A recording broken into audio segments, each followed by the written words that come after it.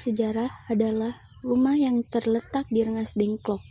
Ini adalah rumah yang digunakan oleh Soekarno-Hatta untuk mempersiapkan naskah proklamasi kemerdekaan negara Indonesia. Rumah sejarah adalah rumah dari seorang yang bernama Jauh Ki Song. Beliau adalah seorang petani Tionghoa. Menjelang HUT ke-74 RI, rumah di Jauh Ki Siong sering dikunjungi wisatawan untuk dijadikan wisata sejarah. Banyak wisatawan yang berkunjung ke rumah di Jauh Ki Siong untuk mengenang peristiwa Rengas Dengklok melalui peninggalan di sana.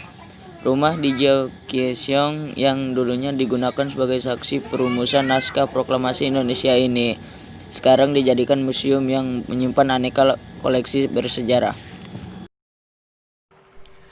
Jauh Ki Song adalah pemilik rumah di Dusun Bojong, Rengas Dengklok, Kabupaten Karawang, tempat Bung Karno dan Bung Hatta diinap oleh para pemuda yang menculik mereka dan menuntut agar kemerdekaan Indonesia diproklamasikan segera.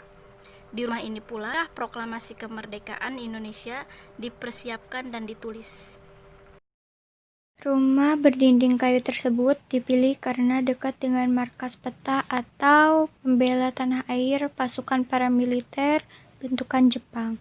Selain itu, di Jauh Ki Song yang sehari-harinya adalah seorang petani dari salah satu prajurit peta, hingga kini masih mempertahankan dinding kayu dan anyaman bambu sebagai platformnya untuk menjaga keaslian serta nilai sejarah rumah.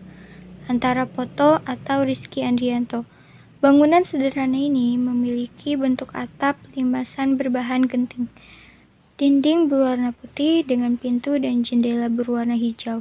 Bagian depan rumah memiliki serambi yang terbuka. Pada bagian dalam terdapat ruang tamu dan 2 kamar yang sempat digunakan Soekarno dan Hatta beristirahat. Lantainya terbuat dari ubin berwarna terakota yang bisa digunakan untuk rumah keturunan Tionghoa. Pada 1957, rumah aslinya yang berada di pinggiran Sungai Citarum dipindahkan ke lokasi yang berjarak sekitar 150 meter dari tempat aslinya di Kampung Bojong.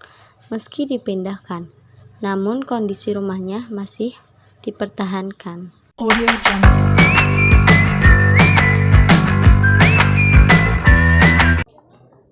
Monumen Kebulatan Tekad Rengas Dengklok adalah salah satu tempat wisata di Kabupaten Karawang.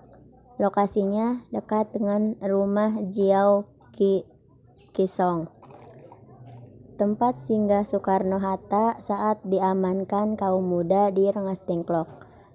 4 bulatan seperti telur di samping bulatan besar itu mewakili 4 penjuru mata angin.